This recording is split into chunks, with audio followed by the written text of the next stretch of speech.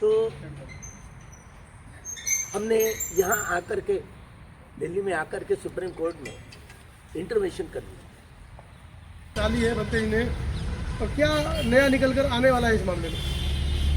देखिए, आप इस बात के गवाह हैं क्योंकि आपने ही वो रिकॉर्डिंग की थी। ये तो छोटा सा एक सैंपल था जो बोधगया में आपने देखा है। महाविहार केस का हियरिंग था और इस पिटीशन में अब हम लोगों ने भी इंटरव्यू लगवाई है।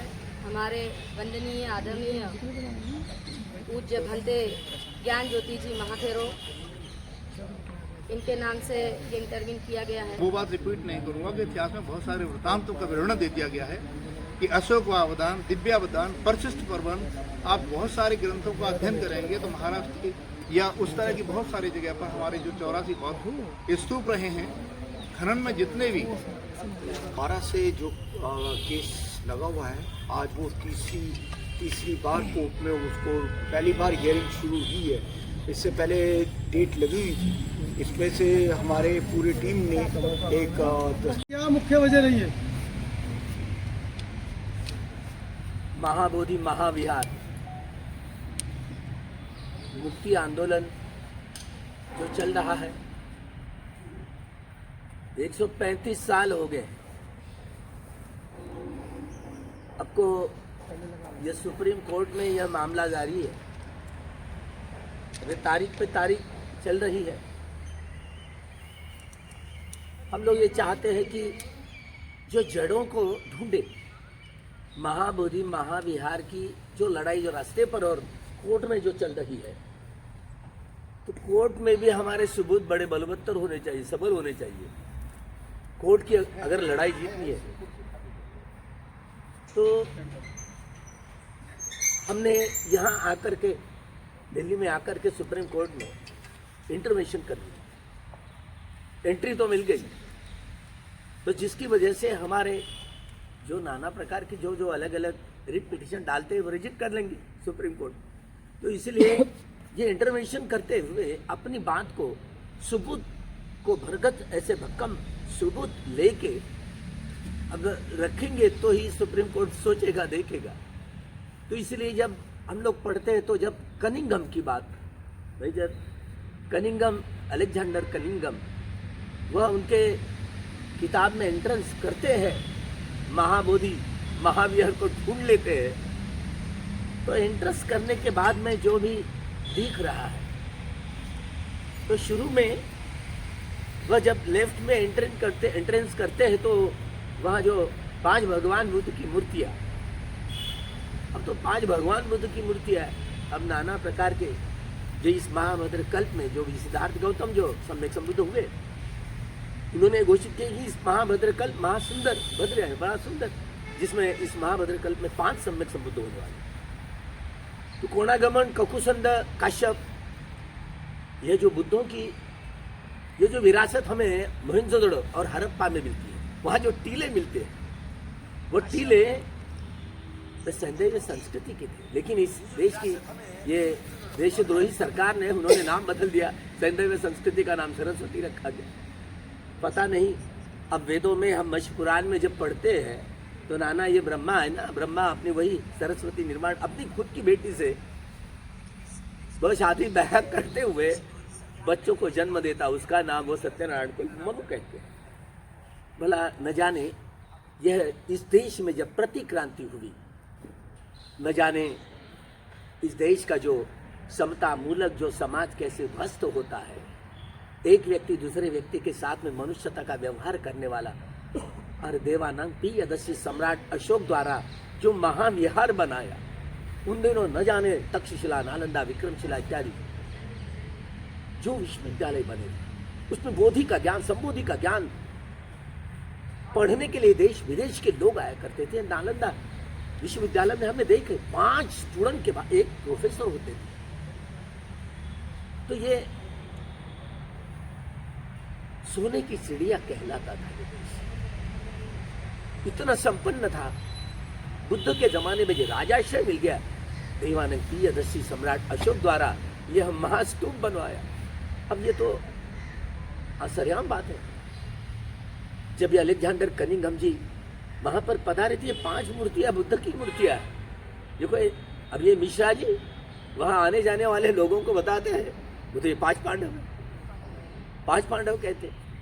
न जाने अभी इस वर्ष में जो केंद्र सरकार और राज्य सरकार मिल करके वहाँ महाबोधि विहार में बुद्ध जयंती के दिन जब पर्दा डाल करके भगवान बुद्ध की मूर्ति में वहाँ कुछ सेंडी वालों को, बमनों को, जानों वालों को बुलवा करके वहाँ राज्यपाल जो है बिहार का राज्यपाल आरिफ मोहम्मद खान, उनको सामने करके क्या क्या क्या क्या ऐसे हाथ पसर रहा था।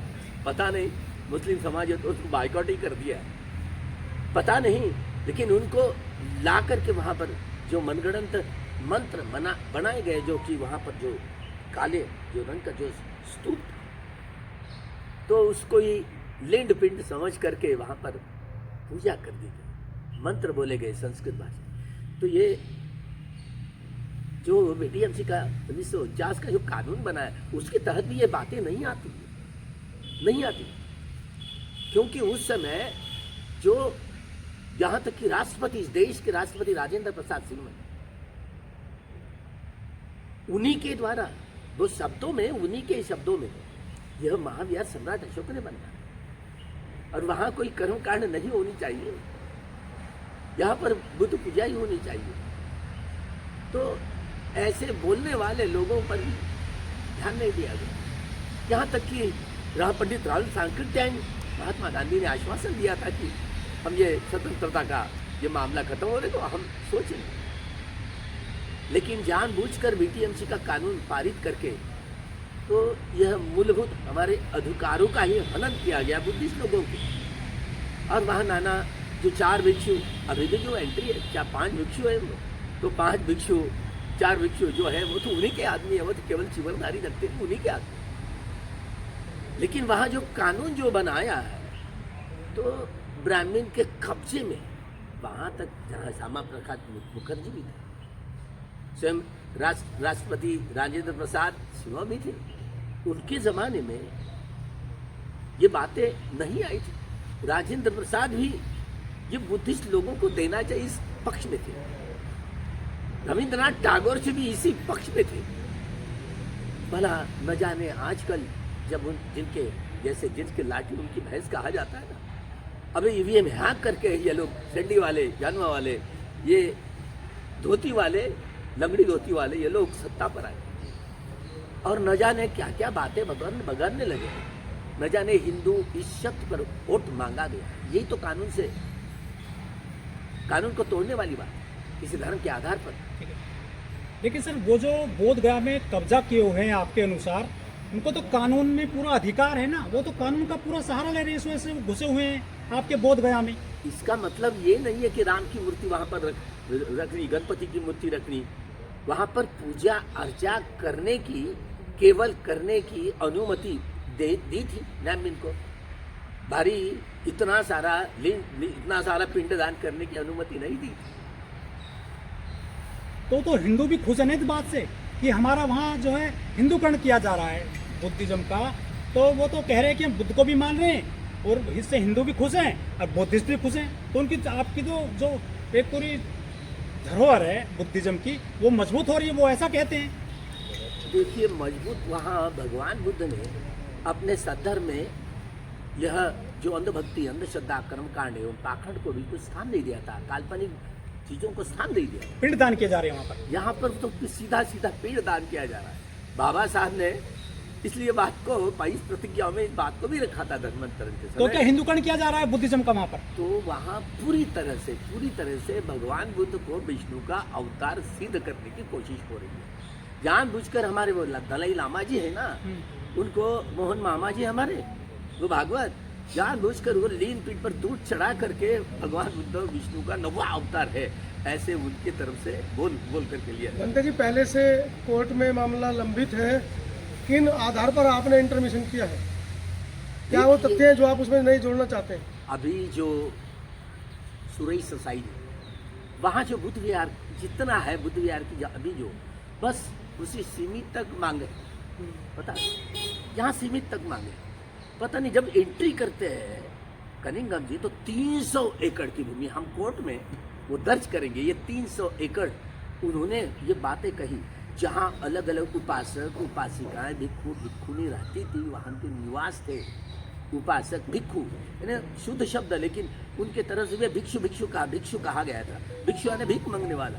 अब भिक्षु यानी अरे वो जो त्यागी होता है, जो सद्धर्म का जो प्रचार प्रसार करने वाला होता है। उपासक सक यानी ये शाक्य लोगों की धारणा उपासना करनी है। उपासक वह होता है, शाक्य सुमन है जो धर्म का। यहाँ पर तो लाखों घर बन गए हैं, कहाँ घर उजड़वाएंगे 300 एकड़ जमीन के लिए? ये घर उजड़वाने की कोशिश है, उनको नए घर मकान बनवा के देंगे। हमारी सरकार आई तो हम नए मकान बनवा करके पहले देंगे, उस घरों में शिफ्ट करेंगे, बाद में जब 300 एकड़ खाली करेंगे जब हमारी सत्ता आएगी। ये चुनाव चल रहे हैं सर, बिहार में क्या मुद्दा बना है चुनाव में इस बार ये?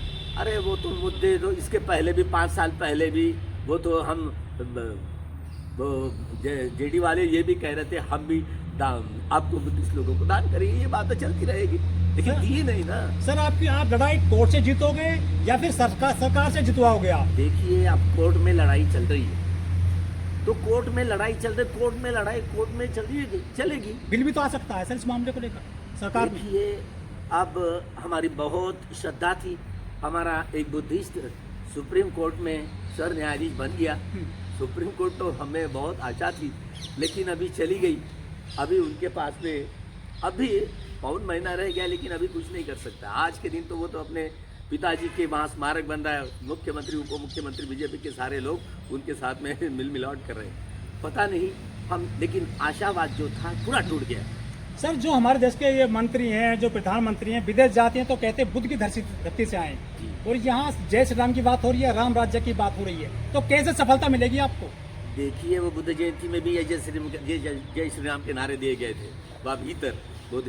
तो ये सारा पूरा मामला तय था, पहले ही इनका कट था कि ऐसे ऐसे करना है। तो ये हमलावर सीधा हमला है, बुद्ध जयंती पर किया हुआ ये हमला है। जो विदेशी लामा हैं या विदेशी बुद्धिस्ट वो हैं, बौद्ध भिक्षु, क्या वो इंटरफेयर कर रहे हैं इस मैटर में? जो हमारे देश के बौद्ध भिक्षु हैं वो क्यों नहीं कामयाब हो रहे हैं इस मामले में? देखिए ये कोर्ट का मामला, ये केवल आस्था के जैसे रामलला का हुआ, ऐसे आस्था पर नहीं होने वाला है यहाँ। तो यहाँ सबूत देने पड़ेंगे। हमारी केसें अगर ढीली रही, सबूत नहीं रहे, तो हम कैसे कामयाब होंगे? क्या आस्था कमजोर है बुद्धिस्टों की देश में? अभी देखिए आस्था तो कमजोर नहीं है, आस्था तो पूरी है, लेकिन आस्था के बल पर जैसे महाबोधि विहार छूटेगा, ऐसे हमें नहीं लगता। हमको सबूत, ये तो बुद्ध विष्णु का अवतार है, इसका सबूत मांग रहे हैं। कई महीने से सर बुद्धिस्ट हैं, जो बौद्ध भिक्षु हैं, पूरे देश में आंदोलन कर रहे हैं, नागपुर, मुंबई, दिल्ली और छत्तीसगढ़ और बिहार में, लेकिन ये सब लोग मिलकर के बोध गया में क्यों नहीं जा रहे हैं? अलग अलग क्यों घूम रहे हैं? ये जाएंगे ना, बोध गया में जाएंगे। अब रास्ते पर अगर ये कोर्ट के मुताबिक आंदोलन, अगर ये कोर्ट में न्याय नहीं मिल पाए, तो रास्ते पर का आंदोलन करेंगे। सब चारों तरफ से पूरे विश्व के लोगों को ऐलान करेंगे और बोध गया आकर के वहाँ पर रुकेंगे। कुछ लोग कह रहे हैं कि चंदे का भी मैटर फंस रहा है इसमें। चंदा वो कुछ लोग हो सकता है, लेकिन चंदा ये प्रमुख नहीं है, आंदोलन प्रमुख है ना। तो आंदोलन चलते रहेगा, रास्ते पर का लोगों का विश्वास नहीं है। फिर भी अगर मान लो सबूत अच्छे रहे, तो सूर्यकांत शर्मा भी क्यों न हो, लेकिन अगर वो सत्ता पर अपनी सुप्रीम कोर्ट की हैसियत से हो, कोई सुप्रीम कोर्ट हो, अगर कागजात हमारे बलवत्तर रहे, तो कोई सुप्रीम कोर्ट नकार नहीं सकता। अगर वो कानून की तरफ से अगर न्याय नहीं मिला सुप्रीम कोर्ट में, तो रास्ते पर की आप जैसे सोच रहे हो, तो रास्ते पर की लड़ाई होने वाली है। सब लोग बोध गया में गोलबंद होने वाले। उन लोगों ने, ये इतने क्रिमिनल लोग हैं, तो नाम भी बदल दिया, बोध गया का नाम ही बोध गया, अभी गया जी रखा। क्या करेंगे? कितने मतलब शब्द भी वो बदलने वाले, भी बोध गया का नाम भी बदल दिया, गया जी नाम। जो बुद्धिस्ट कंट्री है, क्या वो आपके समर्थन में आ रही है इस मैटर को? आप सब बुद्धिस्ट कंट्रियों के लोगों को बुलाएंगे और गोलबंद करेंगे बोध गया में। रास्ते पर की अगर लड़ाई रही, तो सब आह्वान करेंगे, सबको आह्वान करेंगे और विश्व के सारे बुद्धिस्ट लोगों को बोध गया में बुलाएंगे।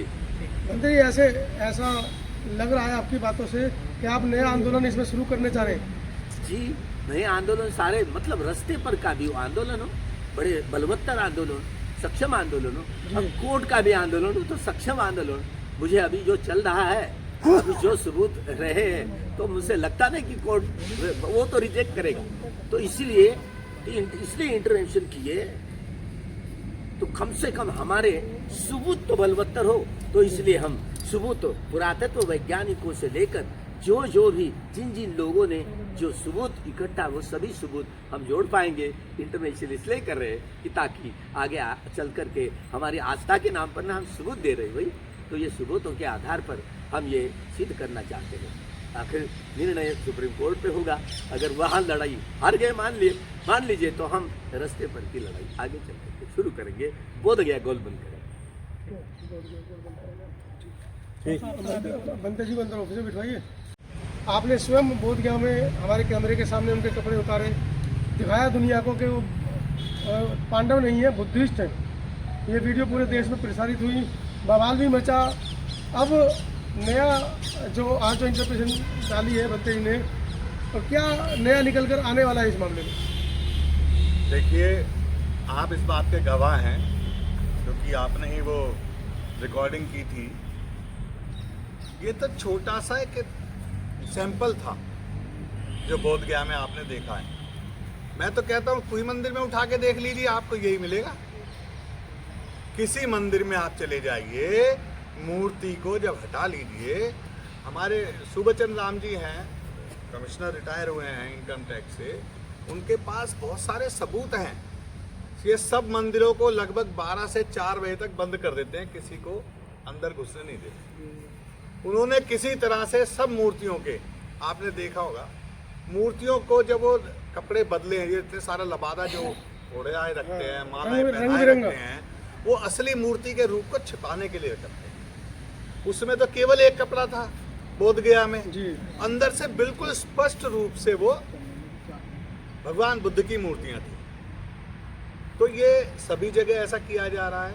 और आपने अभी बात शुरू की थी आंदोलन। देखिए, आंदोलन जो है ना, दिमाग में होता है, मन में होता है, चलता रहता है, हर समय रहता है।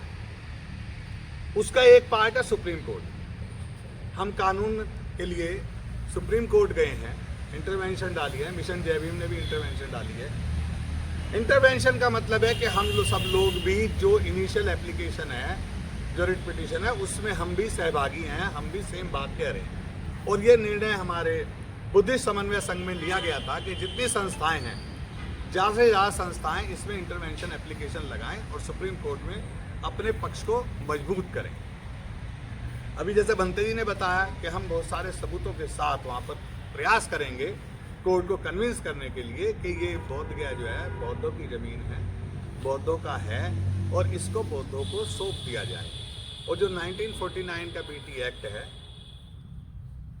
उसमें अमेंडमेंट किया जाए। अमेंडमेंट करने का मतलब है, अगर ख़त्म कर दिया तो ख़त्म करने का मतलब है हम जो पहली स्थिति में थे 1949 से उसी स्थिति में पहुंचेंगे। अमेंडमेंट का मतलब है कि उसमें जो आपने कंडीशन डाली हुई है कि इसमें हिंदू 4 होने चाहिए और 4 बौद्ध होने चाहिए, ये हिंदू हटाकर जैसे बाकी धार्मिक संस्थाओं में उनके धर्म के अनुसार वहाँ पर मेंबर होते हैं, ऐसे ही हमारे बोध गया में इसकी मैनेजमेंट कमेटी में बौद्धों को स्थान दिया जाए, हिंदुओं का स्थान खत्म किया जाए। उसका कारण है कि हिंदू जो लोग वहाँ पर हैं वो प्रयास कर रहे हैं इसका हिंदूकरण करने के लिए। वो लगातार केवल यही नहीं कर रहे हैं, बहुत सारी जगह कर रहे हैं, और कैसे बेईमानी से कर रहे हैं ये सब आप लोगों को अच्छी तरह से पता है।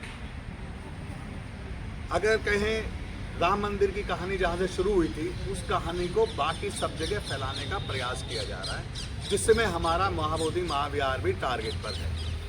तो हमारा ये आंदोलन लगातार चल रहा है, सुप्रीम कोर्ट के अलावा सड़कों पर भी चल रहा है। अभी आपने पूछा था कि ये जगह जगह प्रदेशों में क्यों किया जा रहा है। मैं तो कह रहा हूँ भारत के हर कोने में, हर घर में ये आंदोलन चलना चाहिए। हर घर, हर घर से आवाज़ उठनी चाहिए, और ये आवाज़ उठ के पहुँच के हम बोध गया भी पहुँच जाएंगे। आवाज़ तो दिल्ली में जो उठाई जाती है वो सबसे ज़्यादा ऊँची होती है। तो हम प्रयास कर रहे हैं कि सब जगह पूरे देश के अंदर हमारे जितने बुद्धिस्ट भाई हैं और जो भी समझदार लोग हैं, जब हम उनको अब ये बोध गया की बात बताते हैं, महाबोधि महाविहार की बात को बताते हैं, वो फुल्ली एग्री करते हैं। पर कई बार उनके हाथ में नहीं होता। राजनीतिक पार्टियां भी क्या कर रही हैं, राजनीतिक पार्टियां डरी हुई हैं, वो सोच रही हैं पता नहीं मुद्दे को समझना नहीं चाहती, और समझकर जो समझ भी जाता है तो उनको ये डर रहता कहीं हिंदू लोग नाराज ना हो जाए। समझते हैं, जानते हैं, अच्छी तरह पता है उनको कि ये गलत हुआ है, इसको ठीक करना है, आज नहीं तो कल ठीक जरूर होगा। बुद्धिस्ट समन्वय संघ इसका प्रयास भी कर रहा है, और बुद्धिस्ट समन्वय संघ एक और प्रयास कर रहा है। जब बीटी एक्ट में मैनेजमेंट कमेटी में बुद्धिस्ट होंगे तो वो कौन लोग होंगे पदाधिकारी, उसके लिए भी हम प्रयास कर रहे हैं कि अच्छे बुद्धिस्ट, अच्छे भंते जो इस मैनेजमेंट को सही ढंग से चला सकें, जिनको ज्ञान प्राप्त हो, जो वाकई में बनते हैं, जो वाकई में बुद्धिस्ट हैं, उस मैनेजमेंट कमेटी के लिए भी लोग तैयार होने चाहिए।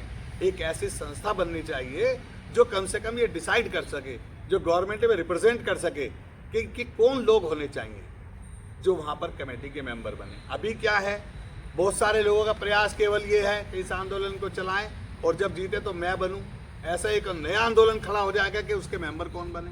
तो बुद्धिस्ट समन्वय संघ उसके लिए प्रयासरत है कि बुद्धिस्टों का भी रजिस्ट्रेशन हो और भंते जी का भी रजिस्ट्रेशन हो, और हम जब ये समाप्त होगा तो उसमें कौन होंगे लोग, उसके लिए भी हम तैयारी कर रहे हैं। वर्तमान में जो इस आंदोलन को लीड कर रहे हैं उसमें दो चेहरे बड़े मुख्य रूप से आए हैं, लेकिन वो दोनों ही चेहरे बुद्धिस्ट समन्वय संघ का हिस्सा नहीं है। देखिए, बुद्धिस्ट समन्वय संघ का हिस्सा हो या ना हो, महाबोधि महाविहार आंदोलन का हिस्सा हैं, कर रहे हैं। अगर कोई गलत करता है तो वो खुद जिम्मेवार है उस चीज़ के लिए, उसके लिए खुद ही जिम्मेवार है। भगवान बुद्ध की 5 शीलों का कहीं ना कहीं उल्लंघन कर रहा है वो, और अगर उल्लंघन कर रहा है तो दुख का कारण उनका बनेगा जरूर। ये भी आप जानते हैं, जो ऐसे प्रयास कर रहे हैं उनको क्या दुख हो रहा है, क्योंकि जिसको यहाँ पर लोग पूछते हैं ना, जिसको पूछते हैं, जब कभी सच्चाई दूसरे तरह से आती है सामने तो छोड़ने में भी लोग देर नहीं लगाते। अगर ऐसा कर रहे हैं तो वो शीलों का उल्लंघन कर रहे हैं, ये गलत चीज़ है, नहीं करना चाहिए। आंदोलन सड़क पर चल रहा था, बुद्ध विहार में पहुंच गया है। नहीं, ऐसा नहीं है, पूरे सड़कों पे खूब चला है, नागपुर में खूब चला, बॉम्बे चला है, दिल्ली में चला है, और अभी हम फिर दिल्ली में इसका आंदोलन करेंगे। सब जगह चलेगा, छत्तीसगढ़ में भी चलेगा, सब जगह चलेगा। आंदोलन को तो पूरी जगह हम फैलाना ही फैलाना है, ये हमारा टारगेट है, और हम इसमें सफल होंगे। इस आंदोलन को अभी सरकार इसमें कोई निर्णय नहीं ले पाएगी जब तक कि कोर्ट में बैठे। जिस तरह से राम मंदिर का आंदोलन चला था, सड़कों पर गोली चली थी राम भक्तों पर, तो बाद में सुप्रीम कोर्ट ने ही आस्था के आधार पर डिसीजन दिया था। क्या आपको वो फायदा मिल सकता है सुप्रीम कोर्ट से या किसी भी कोर्ट से? देखिए, ये भी आपको पता है कि जब उन्होंने आस्था के आधार पर निर्णय लिया गया, इसका क्रिटिसिज्म बहुत हुआ, गलत था। आस्था के आधार पर कोर्ट से निर्णय नहीं होते हैं, कानून के आधार पर, सबूतों के आधार पर होते हैं, और सबूतों के आधार पर ही होगा। हम बुद्धिस्ट लोग हैं, ना तो गोली चलाएंगे, ना कोई हिंसा करेंगे, और हम इस आंदोलन को ऐसे ही चलाते रहेंगे, अपनी आवाज को उठाएंगे। ऐसा नहीं है कि हमारी आवाज 76 साल हो गए सर आपके आंदोलन को, चाहे 100 साल हो जाएं, आंदोलन नहीं रुकेगा, चलाते रहेंगे। उनकी मूर्ति स्थापित हो गई है आपके बुद्ध विहार में, हो जाए, शिवलिंग बना दिए हैं। बिल्कुल गलत करेंगे उतना ही आंदोलन तेज होगा। कहीं छिन तो नहीं जाएगा आपसे बुद्ध विहार? बिल्कुल नहीं छिनेगा, हमारा पूरा विश्वास है, नहीं छिनने देंगे। पर हम कोई भी हिंसा नहीं करेंगे, कोई कानून का उल्लंघन नहीं करेंगे, अपने आंदोलन को बंद नहीं करेंगे, हिंसा नहीं और करोगे, तेज अपने लोगों को करते पिटवा लोगे जैसे 13 मई को बिल्कुल पिटे। नहीं पिटवाएंगे, महिलाएं पिटी आपकी कहीं नागपुर नहीं की, पिटेंगी, कहीं नहीं बनते पिटेंगी, जेल चले गए आपके। नहीं करेंगे। लेकिन हम आपके नहीं जो करेंगे। नुमाइंदे हैं विधानसभाओं में और लोकसभा में, वो जो कोटे से चुने जाते हैं, वो क्या आपका समर्थन कर रहे हैं सर इस मैटर में? देखिए, हर आदमी एक जैसा हो जाएगा? क्या सभी लोग बुद्धिस्ट हैं उनमें? क्या सभी लोग बुद्धिस्ट हैं? ये उसके मन के अंदर की बात है, और हम जब प्रयास करते रहेंगे और हम उस कोशिश करेंगे कि उनको भी अपने आंदोलन में साथ जोड़ें। हम बार बार जाएंगे उनके पास और उनको साथ जोड़ेंगे, क्यों नहीं जोड़ेंगे? सर, जो हमारी बात सर राजनीतिक पार्टियां जो आप लोगों को सपोर्ट नहीं कर रही हैं, आपकी बात सीरियस नहीं ले रहे, क्या आप लोगों के पास वोट नहीं है इसलिए नहीं कर रही है? देखिए, ऐसा नहीं है। ये जो सपोर्ट करने की बात होती है, पार्टी के, एक तो पार्टी सपोर्ट करती है और एक व्यक्ति सपोर्ट करते हैं। हर पार्टी का व्यक्ति कोई ना कोई ऐसा जरूर है जो हमें सपोर्ट करता है। हमें क्यों सपोर्ट करेगा? इस आंदोलन के साथ है वो। आंदोलन के साथ हर पार्टी के लोग होते हैं, वो व्यक्तिगत होते हैं। क्या कौन सी ऐसी पार्टी है जिसमें बुद्धिस्ट लोग नहीं है? सब पार्टी में बुद्धिस्ट लोग होते हैं, और वो अपने अपने ढंग से इस आंदोलन को, इस बात को आगे रखते हैं। मैं बहुत सारे लोगों से मिला हूँ, हम तो किसी पार्टी से संबंधित नहीं है ना, हम तो व्यक्ति को समझाते हैं, अपनी बात तो कहते हैं और बात जिसको समझ में आती है वो हमारे साथ होता है। चलिए, बहुत बहुत धन्यवाद। सर आप भी बोलो। और प्रेस कॉन्फ्रेंस हो चुकी है, भंते जी आए हैं, बौद्ध भिक्षु आए हैं, सब अलग अलग आते हैं, अपना दावा पेश करते हैं कि हम बचाएंगे बोध गया को। आप भी आज आए हैं, पूरा मामला क्या है? ये आंदोलन हम लोगों ने शुरू किया है तो हमारी रिस्पॉन्सिबिलिटी है कि इसको कोर्ट में भी लड़े। जब हम लोगों के बीच में जाकर सबूतों के आधार पर बोल रहे हैं तो लोग हमको कह रहे हैं ये इतने सारे सबूत आपके पास है तो ये सबूत कोर्ट में क्यों नहीं दे रहे हो? आप दावा कर रहे हो तो फिर उधर दावा करो। तो हम कोर्ट में भी आए हैं, लड़ाई सड़क पर भी होगी और लड़ाई न्यायपालिका में भी होगी। आप सर 76 साल से लड़ रहे हैं, लेकिन कोर्ट से तो आपको फायदा नहीं मिल रहा। बाबा साहब अम्बेडकर ने जब बुद्धिज़्म स्वीकारने का प्रयास किया था तो लोग ऐसे ही कह रहे थे ये कब होगा। तो बाबा साहब ने कहा कि मेरा कारवां मेरे जाने के बाद युवा लोग चलाएंगे। तो आज कई सारे बनते हैं, कई सारे उपासक लोग हैं अलग अलग राज्यों में। चलो इस बहाने, इस मूवमेंट के बहाने सबको मिलने का, संवाद करने का, इकट्ठा होने का अवसर तो मिल गया। लेकिन हम आशावादी है। बौद्ध भिक्षु इकट्ठे क्यों नहीं हो रहे? सब अलग अलग राह से चले हुए हैं पूरे देश में। वो समीक्षा करने का मामला है। जैसे इतिहास में संगीति होती थी, समीक्षा होती थी, अशोक राजा ने भी संगीति की थी। अभी उदाहरण के लिए मैं आपको बताता हूँ, हमारे इस सोशल मीडिया के चैनल से लोगों को पता चले।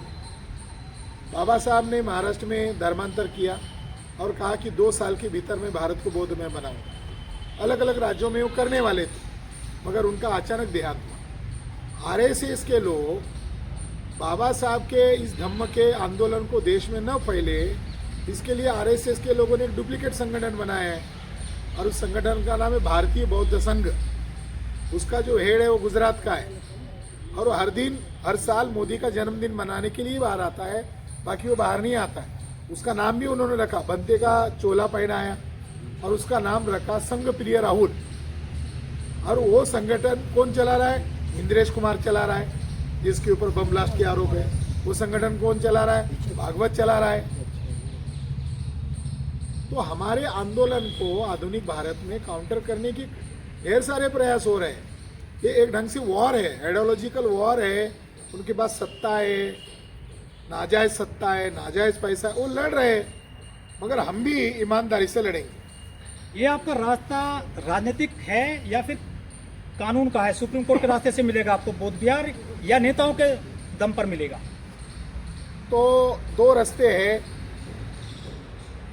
जो संविधान की प्रक्रिया चल रही है तो उससे हम लड़ना चाहते हैं, मगर ये बात एकदम सही है, ये पूरा पेच जो बना हुआ है पॉलिटिकल पेच है। जैसे 2012 में एक मिस्टर वांगड़ी थे, बुद्धिस्ट थे बाय बर्थ, वो सुप्रीम कोर्ट गए और उनका एक ही डिमांड था कि 9 के 9 सदस्य बुद्धिस्ट होने चाहिए। तो जुडिशियल सेक्टर में जब वो पहुंचे तब चंद्रचूड़ भी थे, 3 जजेस थे, एक मिश्रा थे, एक चंद्रचूड़ थे। उन्होंने कहा ये जुडिशियल मैटर नहीं है, ये लेजिस्लेचर मैटर है, ये विधानसभा के द्वारा पारित किया गया कानून है। तो जुडिशरी के लोग भी मानते हैं कि जब उनको बचना है तब गेंद उधर ढकेल देते हैं कि ये जुडिशरी का मैटर नहीं है, ये विधिमंडल के द्वारा पारित किया गया कानून है। इस कानून को रद्द किया जा सकता है अगर बिहार असेंबली के लोगों ने अगर तय कर लिया कि इस कानून को बदल देना चाहिए, अमेंडमेंट करके इसमें सारे बुद्धिस्टों के हाथ में मैनेजमेंट दिया जा सकता है, तो इतनी सारी लड़ाई नहीं हो सकती। मगर ये देशव्यापी और अंतर्राष्ट्रीय आंदोलन होता है तो बाबा साहब अम्बेडकर का सपना साकार करने का हमको अवसर मिलता है। अगर वो पॉलिटिकल दृष्टिकोण से शांतिपूर्ण ढंग से डिबेट डिस्कशन करके वो कानून बदल सकते हैं बिहार असेंबली के लोग, मगर वो नहीं बदल रहे, इसलिए तो हमको सड़क पर आना पड़ रहा है। बिहार में चुनाव है, क्या मुद्दा बना है ये वहाँ पर? हाँ जरूर बना है। जो पार्टी अभी हम लोग ये स्टैंड लेने ही वाले थे, अभी इस प्रेस मीट के जरिए से हम जाहिर करते हैं, जो राजनीतिक पार्टी या इंडिविजुअल कैंडिडेट भी महाबोधि महाविहार के मुक्ति के लिबरेशन को समर्थन देगी उस दल को, उस पार्टी को, उस कैंडिडेट को हम सभी बुद्धिस्ट लोग, बुद्धिस्ट संस्थाएं समर्थन करेंगे सिद्धांत के आधार पर। सर पूरे देश में हिंदू राष्ट्र की बात हो रही है, राम राज्य की बात हो रही है, क्या लग रहा है कि आप कमजोर तो नहीं हो रहे हैं ऐसी स्थिति में? स्वामी दयानंद सरस्वती ने कहा था, ईमानदार ब्राह्मण थे, सत्यार्थ प्रकाश में पेज नंबर 81 पर कहा, हे आर्य ब्राह्मणों, तुम अपने आप को हिंदू मत कहो, हिंदू मुगल मुसलमानों द्वारा दी गई गाली है। और उन्होंने स्पष्टतः व्याख्या करके बताई, हिंदू यानी चोर, डाकू, गुलाब, नीच, छली, कपटी लिखा है। तो इधर वो हिंदू चिल्ला रहे थे, हम लोगों ने एक अभियान चलाया, हिंदू गाली है, हिंदू गाली है। अब वो हिंदू से पीछे हट गए, अब सनातन चिल्ला रहे। सनातन तो बुद्ध का वर्ड है, सनातन तो बुद्ध के धम्मपद में आता है, यमक में। उसको भी ब्राह्मण हमेशा दावपेच में परिवर्तन करता है। असली लड़ाई हिंदू कब आएगा? जब मुसलमान आएगा तब हिंदू आएगा।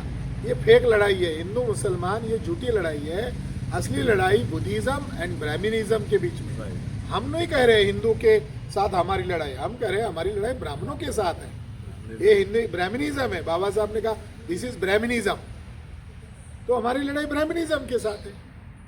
कह रहे हैं कि विष्णु के 9 अवतार हैं महात्मा बुद्ध। तो एक अंधे साधु है ब्राह्मणों के, उनको आधुनिक संत भी कहते हैं, राम भद्राचार्य। तो पत्रकार महिलाओं ने उनका इंटरव्यू लिया 2 महीने पहले, बीच में उन्होंने अंबेडकर को भी गाली दी। और फिर महिलाओं ने कहा चलो ये बात तो आप नहीं मान रहे हो, तो बुद्ध के बारे में उन्होंने पूछा कि बुद्ध के बारे में आपकी क्या राय? तो राम भद्राचार्य को हम धन्यवाद देना चाहते, उन्होंने मान्य किया इंटरव्यू में बुद्ध विष्णु के 9वें अवतार नहीं है। अब राम भद्राचार्य सरकारी साधु है, उनके समाज के साधु नहीं है। उनको न जाने क्या क्या पुरस्कार नरेंद्र मोदी सरकार ने दिए। और आज भंती जी ने बताया कि गोयंका विपश्यनाचार्य के बड़े ज्ञाता, उन्होंने शंकराचार्य से लिखवा लिया, वो पुरी का शंकराचार्य और कोई 2 शंकराचार्य, और उन्होंने गोयंका जी के 1999 को लिख के दिया कि शंकराचार्य तो सुप्रीम है ब्राह्मणों के, कि विष्णु के अवतार नहीं है। अब आते 1895 को, जब महंत गिरी को पूछा कि यहाँ तुम्हारा क्या अधिकार है, किस अधिकार पर तुम आए हो, दावा ठोक रहे हो, तो उसने ये जवाब दिया कि बुद्ध विष्णु के 9वें अवतार है। जज महाशय विद्वान थे, उन्होंने कहा तुम शैववादी हो और सहारा वैष्णववादियों का ले रहे हो, ये ड्रामा नहीं चलेगा। और कोर्ट में 1895 को उनकी बात को डिनाई कर दिया गया कि तुम तो शैववादी हो। शैववाद और वैष्णववाद का 36 का आंकड़ा ऐसा ब्राह्मण लोग बताते हैं, तो विष्णु के आड़ में कैसे कब्जा कर सकते हो? ऐसा कोर्ट में कहा। जब वहां कहा तो वही 1895 के दस्तावेज को हम सुप्रीम कोर्ट के सामने भी रखेंगे, राम भद्राचार्य को भी रखेंगे, और 1999 का जो दस्तावेज है शंकराचार्य का, उसको भी हम सामने रखेंगे। और बाबा साहब की 22 प्रतिज्ञा में एक प्रतिज्ञा है, अब हम अम्बेडकरवादी लोग हैं, हम बुद्ध को भी मान रहे हैं, और बुद्ध का जो आंदोलन है आधुनिक भारत में बाबा साहब अम्बेडकर ने पुनर्जीवित किया है। तो 22 प्रतिज्ञा में एक प्रतिज्ञा है, बुद्ध विष्णु का 9वां अवतार है, ये गलत प्रचार है, इसको हम आज से रिजेक्ट कर देते हैं। कई दशक से सर सुप्रीम कोर्ट में मुकदमा चल रहा है, क्या आपके पास पुख्ता सबूत नहीं है या मजबूत वकील नहीं है, जो आपको सफलता नहीं मिल पा रही है कोर्ट में? 2012 की केस है, कौन सी तारीख हुई? जब आंदोलन शुरू हुआ तब तारीख शुरू हुई, ये 3री तारीख है 2012 की केस, ये 3री तारीख है। और अभी लगभग कई सारी पार्टियां एंट्री हो गई है इंटरियम में। तो बुद्धिस्ट सुप्रीम कोर्ट में एडवोकेट है सर, वो सॉरी सीजीआई तो बुद्धिस्ट है सर, वो तो अब तो आपको मौका था। ब्रिटिश काल में ब्राह्मण जजेस के लेकर ब्राह्मणों को ये कहा था कि उनमें न्यायिक चरित्र नहीं है, तो हमें मेरिट की कमी नहीं है।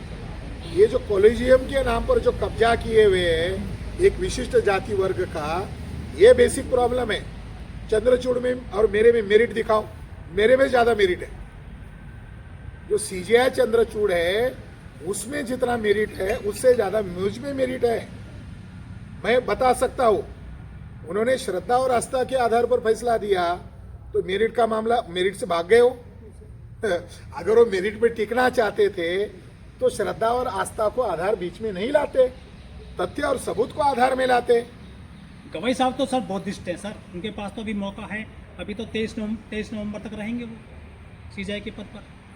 सबसे ज़्यादा वरिष्ठ बनते जी है और आज वो सभी देखकर निराश हो गए थे। फिर उन्होंने तय किया कि अब मुझे जाना है।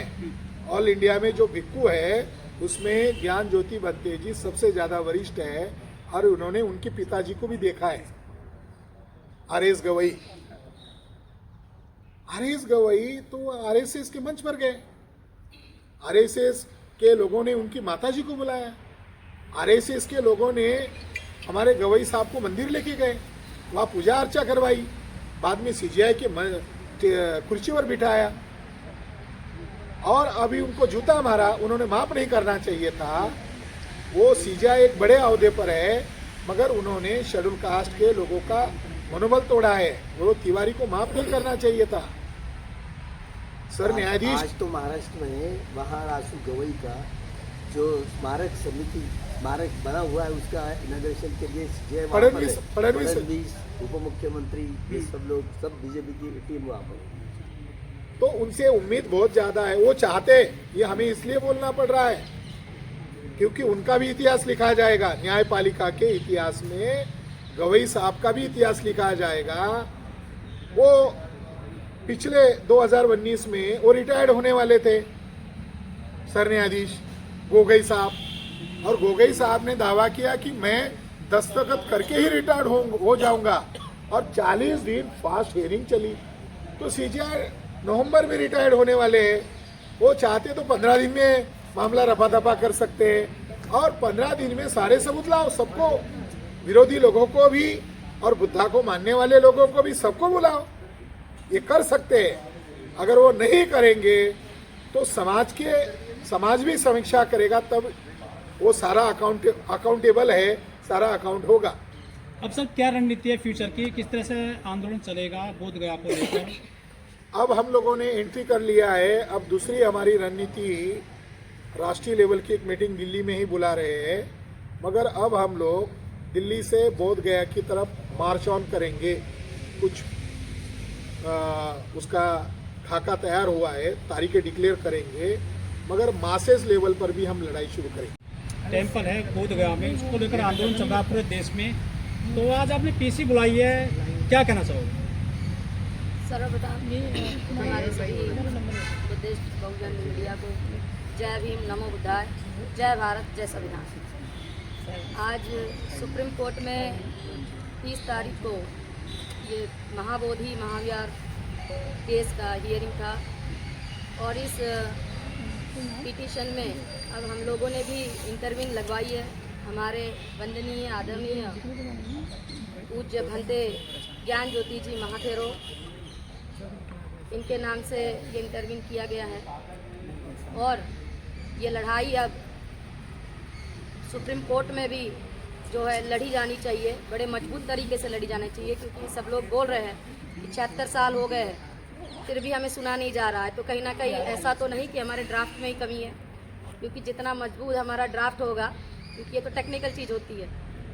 दूसरी और एक बात हम लोग देखेंगे, अब तक जो वकील लोग लड़ रहे थे, अगर हम सच में सुप्रीम कोर्ट के डॉक्यूमेंट पढ़े तो हमें दिखेगा कि हमारा तो इंसान लड़ ही नहीं रहा था, क्योंकि हम लोग कोर्ट में याचिका दायर कर रहे हैं, हमारा जो वकील होगा वो लड़ेगा, और जब हमारा लॉयर ही हमारा नहीं है, दुबे त्रिपाठी शर्मा गुप्ता है, तो कैसे लड़ेगा, है ना?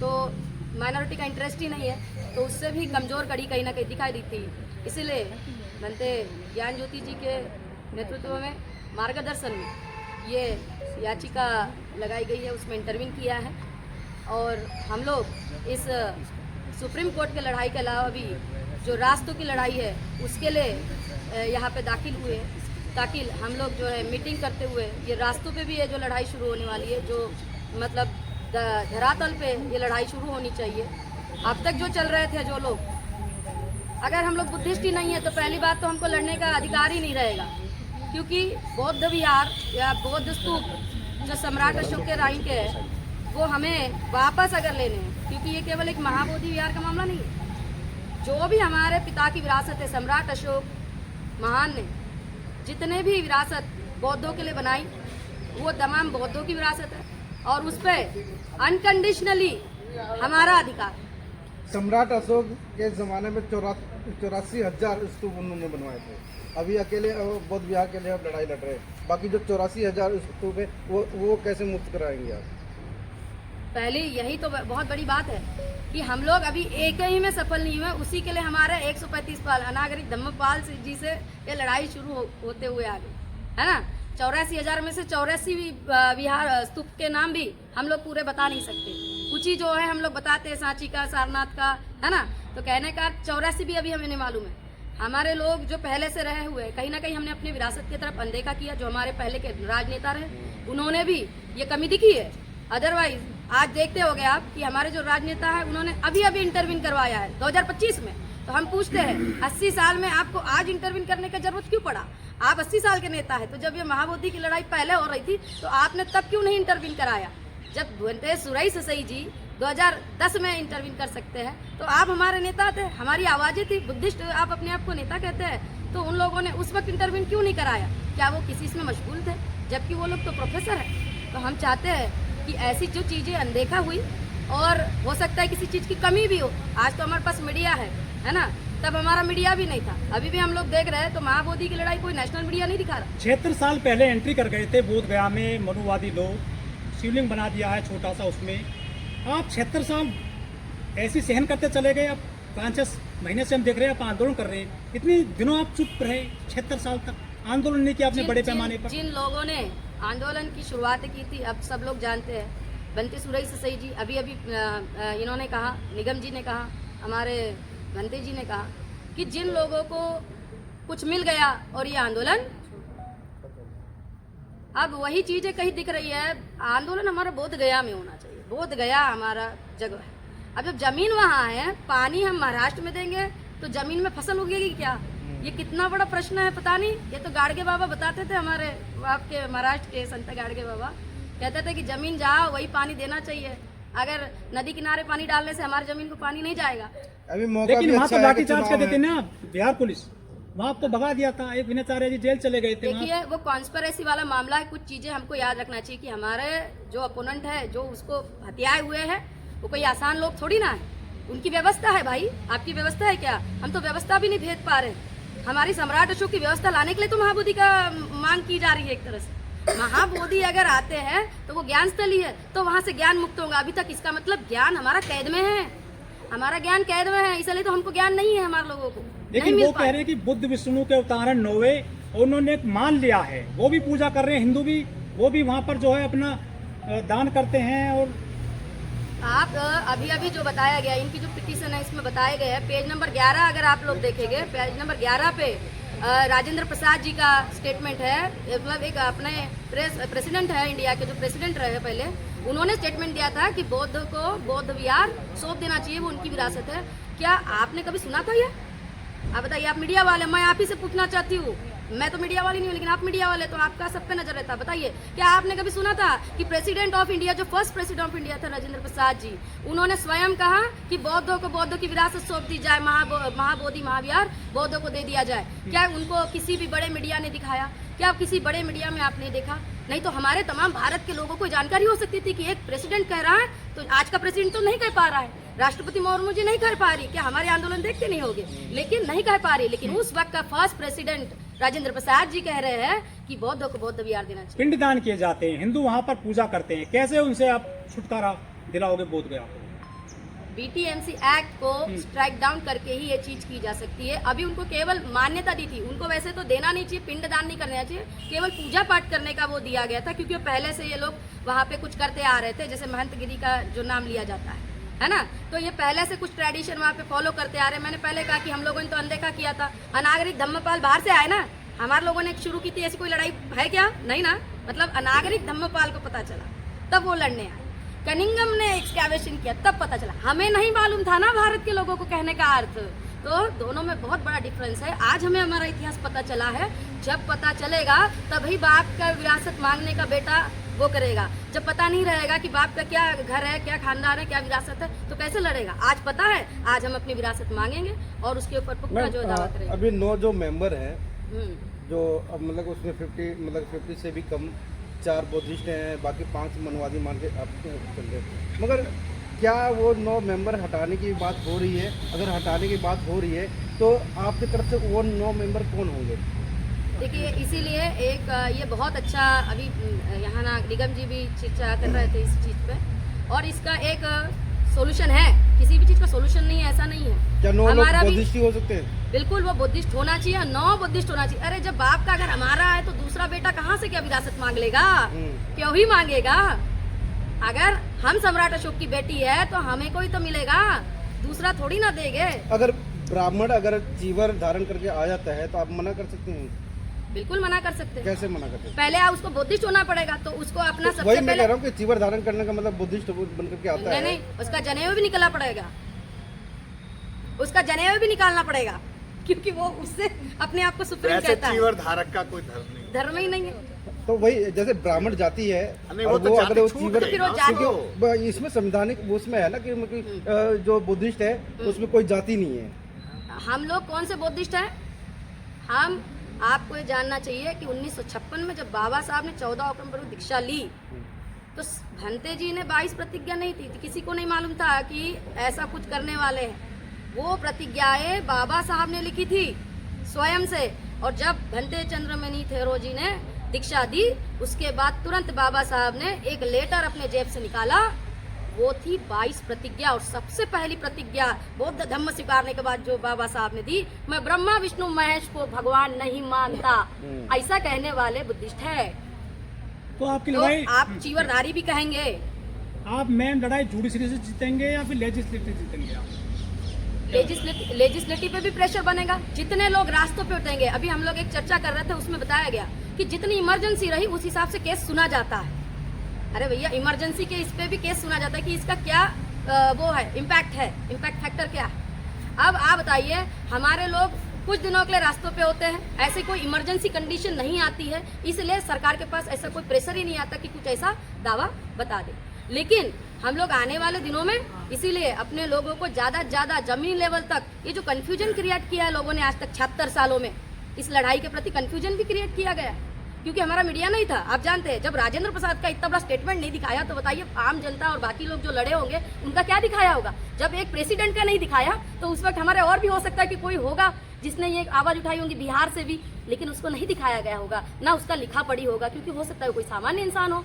ठीक है, अनागरिक धम्मपाल जी तो श्रीलंका से आए थे, इसलिए कम से कम उनका हवाला तो भी हो गया। लेकिन जो वहाँ का होगा ना, उसको तो जब मार के दफना दिया होगा, पता भी नहीं चला होगा, जब इतने बड़े प्रेसिडेंट और मीडिया का नहीं मान रहे। दूसरी बात, वो जो गोयंका जी है, उन्होंने भी 4 शंकराचार्य जो थे उस वक्त के, उनसे लिखवा लिया था, बोलते इतनी बड़ी बात भी तो मीडिया में नहीं दिखाई गई। टाइम्स कौन से इसमें छापा था उन्होंने, वो टाइम्स ऑफ इंडिया के अलावा एक जो है इंडियन एक्सप्रेस जो इंग्लिश में आते हैं, इस पेपरों में उन्होंने छापा था। हमारा 80% जनता अगर हिंदी और मराठी के अखबार सुनते समझते हैं तो इंग्लिश में ही क्यों छापा? क्या केवल इंग्लिश ही मीडिया होता है? जब 80% बहुजन है तो उनके लिए भी न्यूज में ये छापना चाहिए था, ताकि हमारे बहुजनों को मैसेज पता चल जाता कि जो लोग आज हमारे साथ विरोधक बन के उसके ऊपर हत्या के बैठे, वो लोग खुद बोल रहे हैं उस वक्त के शंकराचार्य कि भाई ये दे दो इनको, ये बौद्धों की विरासत है, इनको दे देना चाहिए। ये उन्होंने भी लिख के दे दिया। मैडम, जो BT 1949 का जो विरोध हो रहा है तो उसके बदले कौन सा एक्ट लागू होना चाहिए? BTMC का मैनेजमेंट एक्ट है। उन्होंने कहा है कि सुप्रीम कोर्ट इसको पूरा रिपील नहीं करा। रिपील करना हो तो हमको जिसने वो बनाया है उसके असेंबली में जाके मतलब ये कर सकते। उन्होंने कहा लेजिस्लेचर का मामला है, और अगर कोर्ट उसे करेगा तो उसे स्ट्राइक डाउन करेगा। मतलब उसमें से जो चीज़ें गलत है, जिससे हमारे फंडामेंटल राइट्स वो हो रहे हैं, जैसे हमारे फंडामेंटल राइट जो आर्टिकल 25 से 29 है, जो धार्मिक अधिकार है, वो ब्रीच किए जा रहे हैं। अब वो ब्रीच नहीं होना चाहिए, वो अधिकार जो उस एक्ट में दिया हुआ है, तो वो वाली चीज़ें वहाँ से गायब कर दी जाएगी। उस एक्ट के अंदर में जो अधिकार है उसे लागू नहीं होना चाहिए। हाँ, बिल्कुल। नहीं, उस एक्ट के अंदर नहीं, मतलब जिसके थ्रू उनको वहाँ पे हमारे अधिकार ब्रीच करने का मौका मिल रहा है, जैसे हमारे भावनाओं को ठेस पहुंचाने का। जैसे आपने कहा कि वहाँ आके पिंडदान कर रहे हैं, जब वहाँ पे ये चीजें ही अलाउ नहीं होंगी तो वो वहाँ घुसेंगे ही नहीं। है ना, क्योंकि वो हमारे मेन जो धार्मिक प्रोविजन है उसको ट्रबल कर रहे हैं। तो ये जो मामला है कॉन्स्टिट्यूशनल है, और अगर हम लोग सुप्रीम कोर्ट में इसलिए गए हैं कि ये जितने दावे स्ट्रांग तरीके से पेश किए जाएंगे तो आप समझिएगा आपकी लड़ाई धरातल पे तथा लीगली दोनों तौर से मजबूत हो रही है। और इसमें कोई दौरा नहीं कि महाबोधि मुक्त जो महाविहार है, हमारा स्तूप है, सम्राट अशोक के 84,000 में के स्तूप है, हमारे तथागत बुद्ध की ज्ञान स्थली है, उसके ऊपर सबसे पहले बौद्धिस्टों का अधिकार है। और वो बौद्धिस्टों को आप समझिए मिल गया। भंते ज्ञान ज्योति जी ये महाथेरो है, और मुझे लगता है भारत में सर्वश्रेष्ठ ऐसे भंते मैंने देखी नहीं है आज तक, जो 24 डेज या मतलब 12 महीने जो अपने बुद्ध के जो उनका विनय है उसके ऊपर चलते हो। ठीक है, बाकी भंतों को मैंने नहीं देखा। अभी हम भी, मुझे 12 साल हो गए मैं इस सोशल फील्ड में हूँ। ठीक है, और पूरे देश में चलती हूँ, चाहे राजस्थान हो, गुजरात रहो, कहीं रहो, तो हम चलते हैं और देखते हैं। और जो कुछ स्क्रूटिनाइज मैंने किया उस पे से मुझे लगा कि लड़ाई लड़ने के लिए भी बेदाग चेहरा, चरित्र अच्छा और अच्छे उम्दे विचार और संघर्ष त्याग वाला इंसान चाहिए रहता है। नवेला न वाला इंसान नहीं लड़ सकता है। और ये संघर्ष और त्याग भंते सुरेश सही के बाद अगर कोई है तो अगर भंते ज्ञान ज्योति जी है। अभी तो निसर्गा के सामने हर कोई हतबल है ना, तो निसर्गा का मामला कभी भी बन सकता है। उससे पहले हमारे बुद्धिस्ट ऐसे संघर्ष त्याग वाले भंतों को हमने सामने लाना पड़ेगा, ताकि और कोई फिर अपने ऊपर ऐसा दूसरा मामला बैठा के इस आंदोलन को शांत ना करे। और भंते ज्ञान ज्योति के इसमें हम लोग ये लड़ाई लड़ेंगे और जीतेंगे भी, यही मैं आपसे आह्वान करती हूँ। धन्यवाद। है उनके नेतृत्व में हम सब पीछे चलेंगे, और आंदोलन देश की राजधानी दिल्ली में ही नहीं, ये आंदोलन पूरे भारत में होगा। देखिए, बहुत समय समय पर बहुत बड़े इतिहासकारों ने कहा है, अभी हमारे सामने, मैं वो बात रिपीट नहीं करूँगा कि इतिहास में बहुत सारे वृत्तांतों का विवरण दे दिया गया है कि अशोकावदान, दिव्यावदान, परशिष्ट पर्वन, आप बहुत सारे ग्रंथों का अध्ययन करेंगे तो महाराष्ट्र के या उस तरह की बहुत सारी जगह पर हमारे जो 84 बौद्ध स्तूप रहे हैं, खनन में जितने भी हमारे अवशेष मिले हैं, दुनिया की सबसे पहली संस्कृति बौद्ध संस्कृति थी, जो भारत की में ही, भारत की धरती आज एशिया माइनर अफगानिस्तान तक हमारी उनका बौद्ध संस्कृति के अवशेष मिले। एक महान साहित्यकार हुए हैं दुनिया के, मार्टिन लूथर किंग ने कहा था कि जहाँ पर सियासतें यदि धार्मिक मुद्दों को शांत करती हैं तो समझिए वो देश सही चला रहे हैं, और यदि सियासतें धार्मिक मसलों को पैदा करें, उन्मादता पैदा करें, तो समझो गलत लोग देश चला रहे हैं। ये प्रश्न बिल्कुल वैसे ही है। सीजेआई इनसे पहले डीवाई चंद्रचूड़ ने एक फैसला दिया अयोध्या राम मंदिर के बारे में, और वो रात को उन्हें सपना आता है सपने पर, जबकि कानून में कहीं कोई बहस होती है तो कहा यह जाता है कि आपकी आस्था से या आपके सपने देखने से न्यायिक चरित्र नहीं बन जाता, आपको सबूत देने होंगे। कानून की परिभाषा, कानून की अवधारणा ये कहती है कि आपको न्यायिक चरित्र पर आपको सबूत देने होंगे। हमारे कितने सबूत प्रस्तुत कर दिए गए। देश के स्वतंत्र भारत के पहले राष्ट्रपति, महामहिम राष्ट्रपति डॉक्टर राजेंद्र प्रसाद जी ने ये संस्मरण दे दिया था और ये दावा किया था, बल्कि वकालत की थी इस बात की कि जो बौद्धों की विरासत है महाबोधि विहार, वो बौद्धों को दे दिया जाना चाहिए। देखिए, प्रश्न ये आता है कि बौद्ध कौन है। अभी आपका ये प्रश्न मैं सुन रहा था कि बौद्ध सही मायने में वो हैं जो केवल हमारे, अभी इसमें विकृति की बात यह आती है, कभी कभी बौद्ध चरित्र के लोग नहीं हैं, लेकिन केवल चीवर पहन लेने से चीवर बौद्ध भिक्षु साबित नहीं हो जाएंगे। वो ज्ञानवान ऐसे होने चाहिए। उन्होंने धम्म देशना के बारे में क्या किया है, जनमानस को प्रभावित करने के लिए क्या किया है, उन्होंने बौद्ध धम्म पर साहित्य का प्रचार प्रसार कितना किया है, क्या उन्होंने कभी धम्म पर कोई पुस्तक लिखी है, क्या कोई साहित्य का प्रचार प्रसार किया है, क्या वो धम्म के बारे में कोई प्रोफेसर या यूनिवर्सिटीज में हमारे उसमें आया है। तो हमारा साहित्य सही माने में, जितना साहित्य पुराना प्राचीन काल का बौद्ध साहित्य का इतिहास है, चाहे नालंदा विश्वविद्यालय रहा हो, कांची विश्वविद्यालय रहा हो, वल्लभी रहा हो, हमारे जितने भी विश्वविद्यालय रहे हैं, वो आज संस्कृति विश्व की धरोहर रही थी और दुनिया के देश के यहाँ बौद्ध शिक्षा लेने के लिए आते थे। क्या ये सरकारें नहीं जानती हैं? हमारे देश के प्रधानमंत्री जब विदेशों की यात्राओं पर जाते हैं तो कहते हैं मैं बुद्ध की धरती से आया हूँ, यानी बुद्ध की धरती से आया हूँ, हमें बुद्ध चाहिए, युद्ध नहीं। अब तो दुनिया के जितने भी देश हैं, कहीं भी आज युद्धों में आपसी वैमनस्य और टकराव हो रहा है, सामरिक टकराव हो रहा है। सभी देश ये उम्मीद कर रहे हैं कि इसमें बुद्ध की दृष्टि, बुद्ध के ज्ञान, बुद्ध के प्रवज्ञा, बुद्ध के दर्शन ही काम आएगा। तो जहाँ प्रधानमंत्री जी मानने को तो अंतर्मन से मान नहीं रहे, केवल वो दिखावे के तौर पर, चूंकि दुनिया में और कोई उनके पास सिंबल नहीं है। दुनिया को जानने के लिए बौद्धिक संस्कृति सिंबल है।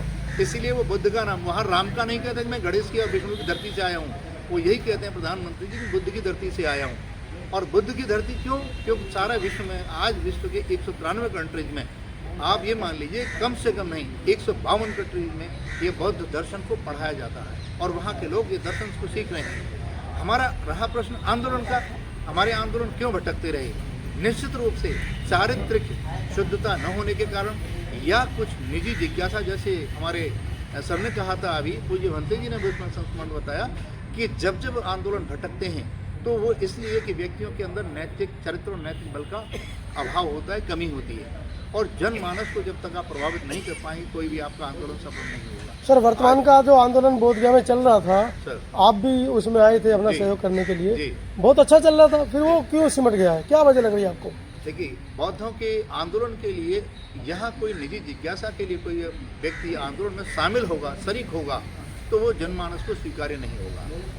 जब आप सार्वभौमिकता में आपको दर्शन की बात करेंगे, आप धम्म की बात करेंगे, शिष्टाचार की बात करेंगे, नैतिकता की बात करेंगे, तब स्वीकार की जाएगी। निश्चित रूप से मुझे नहीं मालूम कि उनके अंदर क्या धारणा थी, किस प्रवृत्ति से आए थे, उनकी प्रवृत्ति सिद्ध होती हुई नहीं दिखी तो अपने रास्ते छोड़ के चले गए।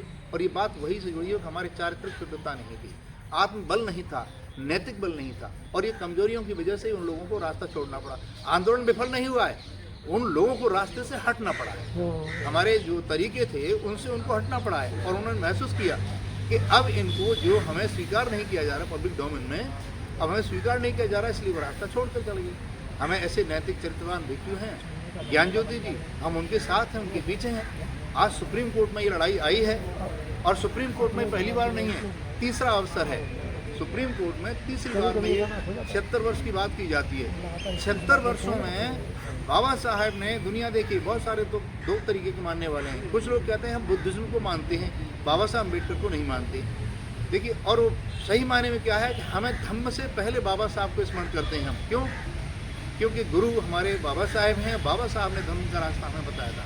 तो वास्तव में उन लोगों के पास में वो बौद्धिक ज्ञान नहीं है। आज तरह तरह के अनर्गल तर्क दिए जा रहे हैं अपने अपने ढंग से। जैसे आपने कहा कि 9 अवतार विष्णु का, मैं बिल्कुल किसी भी कीमत पर इस जन्म चीज़ों को पुनर्जीवित करने के लिए कोई अवधारणा जिंदा नहीं रखना चाहता। लेकिन आपको तो खुश होना चाहिए कि आपके बुद्ध को 9 अवतार मानकर बुद्ध को ना मानने वाले भी उनको मान रहे किसी वजह से। बिल्कुल नहीं, ये बिल्कुल तथ्य इस तरह स्वीकार्य नहीं है। ये नकारने लायक है कि वो हमारी आस्था को मानने नहीं आए हैं, हमारी धर्म की आस्था को विकृत करने के लिए आए हैं। और वो विकृत करने का माध्यम, उनका उद्देश्य यही है कि किसी न किसी तरह से कल को वो नकली भिक्षुओं की भी तैयार कर रहे। हो सकता है उन्होंने नकली चीवर खरीद लिए हों, नकली चीवर खरीद के हमारे भिक्षुओं के साथ में शामिल कर देंगे, हमारे आंदोलन को भटकाव के रास्ते पर ले जाना चाहते हैं, हमारी आस्था को बिगाड़ना चाह रहे हैं। सही माने में उनका उद्देश्य धर्म को प्रोत्साहन देना नहीं है, साथ देना नहीं है, वो तो हमारे रास्ते को बिगाड़ने के लिए। ऐसे में जो बुद्ध को मानने वाले भारत देश के अंदर या भारत देश के बाहर भी लोग हैं, उनसे क्या अपील करेंगे चलते चलते अपील करना चाहेंगे कि वास्तव में शुद्ध नैतिक वृत्ति से, नैतिक चरित्र के लोगों को हम आह्वान करेंगे कि सभी इस आंदोलन में जुड़ें। और बिहार सरकार ने ये चूंकि एक्ट बनाया था, बिहार सरकार की भी जिम्मेदारी है। और एक मैं चीज़ जोड़ दूँ कि बिहार सरकार में अभी जो तेजस्वी यादव हैं, उन्होंने अपने मैनिफेस्टो में इस बात को जोड़ दिया है कि हम महाबोधि बिहार को स्वतंत्रता करा करके रहेंगे। मायावती जी ने भी ट्वीट किया है कि हमारी सरकार बनती है तो हम भी महाबोधि बिहार को लड़ेंगे। आप समाज के नेता को कैसे भूल जाते हैं? मसला बिहार का है तो मैं बस बिहार की बात करता हूँ। बिहार की तो बात है, महाबोधि बिहार में ही तो है। बहन जी ने ट्वीट किया है कि हमारी सरकार बिहार में बनती है तो हम भी महाबोधि को मुक्त करेंगे। आपने मैनिफेस्टो पढ़ा है क्या? नहीं, मैनिफेस्टो थोड़ी है, उन्होंने तो ट्वीट किया है। जी बिल्कुल हो सकता है। तो इस बात को समर्थन तो हमारे भारत को केवल बिहार तक नहीं सीमित कर रहे हैं ना, बहन जी का भी आदरणीय, बहन जी का भी ये कांग्रेस भी कह रही है अब तो इस बात को। जो हमें समर्थन देगा हम सबका सम्मान करेंगे, लेकिन कोई न कोई होगा हमारे आंदोलन को जो समर्थन देने के लिए होगा, हमारी वैचारिकों को समर्थन देने के लिए होगा। शुरू करो। अच्छा, इस कॉन्फ्रेंस चल रही है। आशीष जी, आज 30 अक्टूबर है, क्या सुप्रीम कोर्ट में जो आप गए थे हियरिंग के लिए, क्या क्या मुद्दे उठे हैं वहाँ पर, जरा विस्तार से दर्शकों को बताएं। देखिए, ये 2012 से जो केस लगा हुआ है, आज वो तीसरी बार कोर्ट में उसको पहली बार हियरिंग शुरू हुई है। इससे पहले डेट लगी हुई थी इसमें से हमारे पूरी टीम ने एक इंटरवेंशन के लिए एप्लीकेशन की हमारे बीच पे आदरणीय हम हमारे जो एडवोकेट्स हैं, सीनियर एडवोकेट्स भारत के ज्ञान 10 में से एडवोकेट्स वो है हमारे से, हमने उन सलमान खुर्शीद जी को लाए हुए और सलमान खुर्शीद जी हमारे पक्ष इंटरवेंशन में रखेंगे। आज सलमान खुर्शीद जी प्रेजेंट थे, पर नेक्स्ट उस पर अगर इंटरवेंशन हमारे एक्सेप्ट होती तो सलमान खुर्शीद उस पर हमारे बीच में उस हमारे जो तथ्यों को लेके वो रखेंगे जी। अच्छा, एक और बात है कि जब से ये आंदोलन शुरू हुआ है टुकड़ों में बढ़ गया और तरह तरह के संघर्ष, यानी कि 2 गुट बन गए हैं, 3 गुट, एक लांबा जी का गुट, आकाश लांबा का, और एक विनय चारे का। तो चक्कर क्या है, ये सब इकट्ठे होकर अगर संघर्ष करते या आंदोलन करते तो शायद उसका जो परिणाम है वो पॉजिटिव आता, लेकिन पॉजिटिव ना आकर सिर्फ चंदे का धंधा सिमट कर रह गया। अभी तक भी ये आरोप लग रहे हैं। देखिए, कभी आंदोलन कभी किसी व्यक्ति का नहीं होता है। आंदोलन एक समूह का होता है, समाज का होता है, ऑर्गेनाइजेशन का होता है। तो आकाश लामा जो है कोई व्यक्ति विशेष का लड़ाई नहीं है, कोई उनको देख के लोग नहीं आ रहे। एक ऑल इंडिया बुद्धिस्ट फोरम इसकी पूरी मुहिम को किया था, जिसमें से हम भी थे, और उस मुहिम को हमने तन मन धन से जो भी पॉसिबिलिटीज़ है हमने उस मुहिम को आगे बढ़ाने की कोशिश की थी। उसके साथ साथ हमने विनयचारी जी की जब प्रॉब्लम हुई थी तो विनयचारी जी के भी साथ थे। तो किसी कारणवश हम विनयचारी जी के अभी उस पर नहीं है, क्योंकि समाज ने उस चीज़ को पूरे दिखाया है। इस कुछ चीज़ों के लिए हमें जो हमारी नैतिकता उसको लिए सपोर्ट नहीं करती, इसलिए हम उनके साथ नहीं है। आपने खुद बुद्धिस्ट फॉर्म में थे, लेकिन क्या वजह रही कि चंदे की वजह से छोड़ा या हिस्सा नहीं मिल रहा था? मतलब क्या इस तरीके के आरोप और इस तरीके के सवाल आ रहे हैं लोगों की तरफ से? देखिए कभी भी आप सोचिए, आंदोलन ना एक छोटा नहीं, आंदोलन बड़ा होता है, और आंदोलन किसी व्यक्ति के लिए होता है। आप जब किसी के इंडिया बोलते हो, एक समूह बोलते हो, ऑल इंडिया में भारत का सभी कोनों से लोगों से आए हुए, भारत के सभी कोनों से लोगों से आए हुए, आप जो भी करोगे उसके साथ बैठक करके बात करके संघर्ष, आपकी सिंगल निर्णय नहीं होती है। तो सिंगल निर्णय बहुत बार झेला जाता है, एक सीमित होती है। सीमित के बाद अगर जब जिससे मन नहीं मनता है तो ठीक है, अपने आप उसको झगड़ा नहीं है, वो आंदोलन कर रहे आप अपने आप चुपचाप करके हट जाइए और आप अपना आंदोलन चलाइए। हर व्यक्ति आंदोलन चला सकता है। एक आरोप लग रहा है कि ये आंदोलन सिर्फ पैसे का जो खेल था, पैसे को इकट्ठा करने के लिए, चंदे के धंधे के लिए टोटली ये आंदोलन चल रहा था। और आप वो व्यक्ति हैं जब ये द बुद्धिस्ट फॉर्म जब दिल्ली में सक्रिय हुआ था और ये आंदोलन शुरू हुआ था, हुआ भी नहीं था, तब से आप सक्रिय हैं और उस संगठन के साथ थे। लेकिन ऐसा क्या हुआ कि पैसा इकट्ठा होने के बाद आप में आपस में ही द्वंद्व होने लगा और आपस में कई बार आपस में भिड़ंत हुई, उसके बाद आपने द बुद्धिस्ट फॉर्म छोड़ दिया? देखिए पत्रकार साहब, जो आज आए आप जो बात कर रहे, पहले तो बात मैं आंदोलन के साथ जुड़ा हुआ, किसी व्यक्ति के साथ नहीं जुड़ा हुआ था। पहली बात मैं आपको क्लियर कर देना चाहता हूँ, मैं पैसे के लिए कभी जुड़ा नहीं था। और पैसे जहाँ तक ये जो मुझे दायित्व दिया गया था, जिस ऑर्गेनाइजेशन जो दायित्व दिया गया था, रात के चाहे वो 2 बजे भी आता था, रात के 3 बजे भी आता था, तब भी हम लोगों को बुलाकर खाना भी खिलाते थे, बिठाते थे। और जब आंदोलन हुआ था, हमने जाके कोई ऐशो आराम में जाके नहीं रहे थे।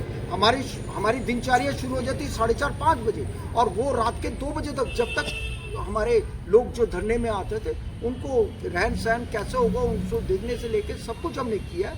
और हम आंदोलन से पहले भी थे, अब भी है और आगे भी रहेंगे। लेकिन अब उस संगठन में जितना पैसा आया उसका हिसाब किताब आज तक नहीं दिया गया, जबकि आकाश लांबा जी विनय चारे पर आरोप लगाते दिखते थे उस वक्त कि 80 लाख रुपए उन्होंने अपना बारकोड स्कैनर लगाकर पूरा चंदा उगा लिया। तो उसके ऊपर आज तक ना तो आकाश लांबा ने अपने पैसे का कोई हिसाब दिया और ना ही विनय चारे ने।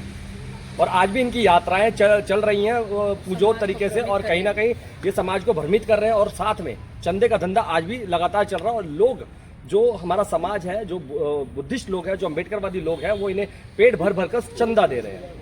देखिए, पहले बात मैं 2-3 चीज़ें आपको स्पष्ट कर देना चाहता हूँ। कभी भी ये जो चंदे और वो बोलते किसी व्यक्ति को नहीं देते, एक आंदोलन को दिया हुआ चंदा है, और आंदोलन में दिया हुआ चंदा आंदोलन के अंदर ही खर्च होना चाहिए। और ये जो आप मुझे कोई फिगर दे रहे हो वो मुझे नहीं मालूम फिगर, पर मुझे जो मेरा मानना है, जो भी समाज से आए हुए पैसे अगर ये है और अगर वो आंदोलन के अंदर खर्च किया है, आप एक ऑर्गेनाइजेशन हो, ऑर्गेनाइजेशन का दायित्व बनता है वो खुलेआम समाज के सामने वो पूरा रखे, क्या खर्च हुआ, क्या आया, क्या गया, सब कुछ समाज के सामने रखे पारदर्शिता के साथ। सर जो आप फिगर की बात कर रहे हैं वो हमारी दी हुई नहीं है, आकाश लांबा जी ने ही कभी फिगर की बात की थी। क्या यार, ये फ्लाइट मोड पे फोन लगाना चाहिए, किसका है ये?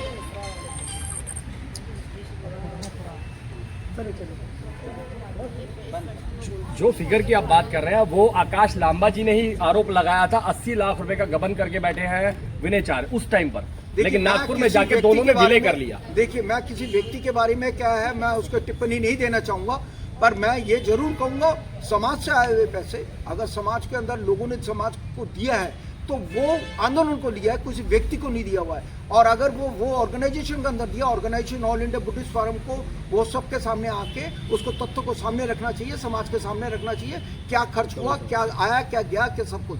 मेरा ये मानना है, मेरी ये पर्सनल राय है। सर पहले आप लांबा के साथ में थे, उसके बाद बिनाचार्य जी के साथ में थे, आज तीसरा मूवमेंट खड़ा हो गया है, तीसरा मोर्चा जिसे कहा जा सकता है। तीसरा मोर्चा जिसे कहा जा सकता है। क्या लग रहा है कि नहीं, भविष्य में आपका एक गलत धारणा है। नहीं, भविष्य में अगर ये मोर्चा भी उन जैसे संगठन जैसा हो गया तो आप अगला कदम क्या रहेगा आपका?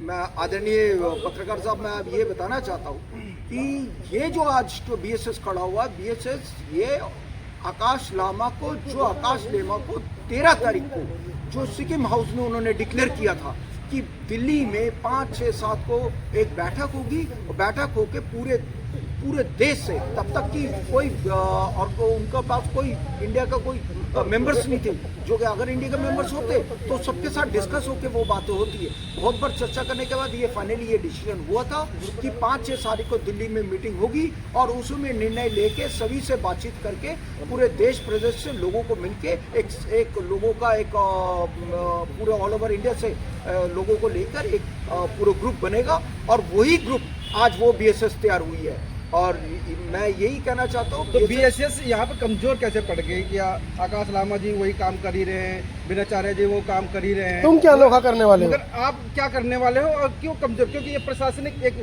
संगठन के तौर पे ये आज जब आपने जो बातें कही है, हम आपके लिए मैं आपको क्लियर कर देना चाहता हूँ, हमने ज्ञान ज्योति भांते जी को लेके अब पूरे आंदोलन पे उतरे हैं, और एक पात्र भांते हैं सूरज सुसाई के बाद, और इतने हमारे पूजनीय भांते हैं उनको लेके उतरे हैं, और पूरे देश विदेश से जिस तरीके से आप ये मत सोचिए आप दिल्ली में हो, जा नहीं पा रहे हो। अभी हमारा थोड़े दिन पहले हमारा नागपुर का यात्रा हुआ, उसके बाद हमारा गुजरात का यात्रा हुआ, उसमें पटना की यात्रा हुई है, उसके बाद कलकत्ता में हुई है, उसमें आसाम में हुई है, अरुणाचल प्रदेश में हुई है। पूरे देश से चंदा उगा रहे हो, पूरे देश से चंदा उगा रहे हो। पत्रकार साहब, यही हमारी है। BSS एकमात्र ऑर्गेनाइजेशन है, किसी से 1 रुपए चंदा नहीं लिया है।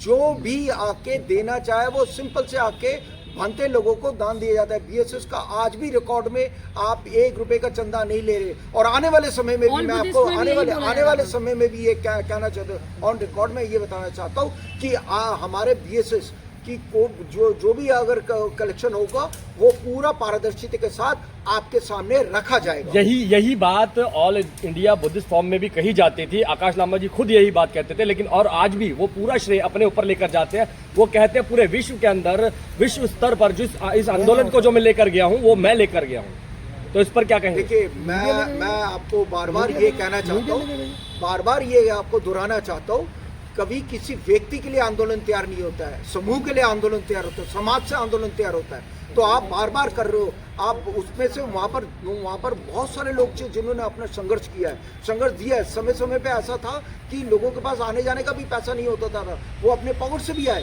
तो कभी भी ये मत बोलिए, अगर आकाश लामा ने कुछ कहा है तो आप आकाश लामा को बुलवा के उससे पूछिएगा। तो मैं उनके बारे में टिप्पणी मैं नहीं दे पाऊंगा। बच रहे हैं सवालों से मीडिया के, पुराने साथी हैं आकाश लामा के आप। आपके छींटे तो आपके दामन पे भी आएंगी। देखिए, वो मेरे सामने जहाँ तक कोई संज्ञान में नहीं है तो मैं उसके बारे में टिप्पणी नहीं दूंगा, पर हाँ ये जरूर है, समाज से अगर कोई चीज पैसे लिया गया है तो समाज के अंदर उसकी हिसाब किताब होना चाहिए और समाज को दिए। चलिए, चलते चलते लंबे समय तक आप आकाश लांबा के साथ रहे, तो व्यक्तिगत रूप से आप जितना समझ पाए, जितना जान पाए, उस विषय में क्या कहेंगे? यानी आकाश लांबा ने कहीं ना कहीं समाज को ठगा है या नहीं? बस इस पे एक जवाब। देखिए, मैं सिर्फ व्यक्तिगत मैं अपनी ये मेरी पर्सनल ओपिनियन है आंदोलन बड़ा होता, कोई व्यक्ति बड़ा नहीं होता। और व्यक्ति अपने आप को जो बड़ा करता तो उसके पीछे बैक ऑफ द माइंड में कुछ इंटेंशन गलत होता है। तो आंदोलन को आगे करते हुए जो चलेगा वही सक्सेसफुल होगा। यानी कि कहीं ना कहीं आप कह रहे हैं कि इंटेंशन गलत थी। मैंने बोला, जो आपने बोला उसके उत्तर दे रहा हूँ। इंटेंशन नहीं, जो मैंने बोला व्यक्ति बड़ा नहीं होता है, आंदोलन बड़ा होता है। इसीलिए अकेले आज वो, लेकिन मैंने इसीलिए अकेले आज लेकिन मैंने आपसे वही सवाल करा, व्यक्तिगत रूप से किस तरीके से देखते हैं आकाश लांबा के आंदोलन को देखिए, और आकाश लांबा के आंदोलन की परफॉर्मेंस को। देखिए, इसमें कोई किसी का परफॉर्मेंस आके नहीं जाती। ये आंदोलन है, समाज से जुड़ी हुई आंदोलन है। ये हर व्यक्ति के लड़े, it is self of belonging. जितनी लड़ाई मेरी है उतनी लड़ाई आपकी भी है। तो ये इसकी आकलन मत करिए किसी के साथ। मैं सभी को नमो बुद्धाय, जय हिंद।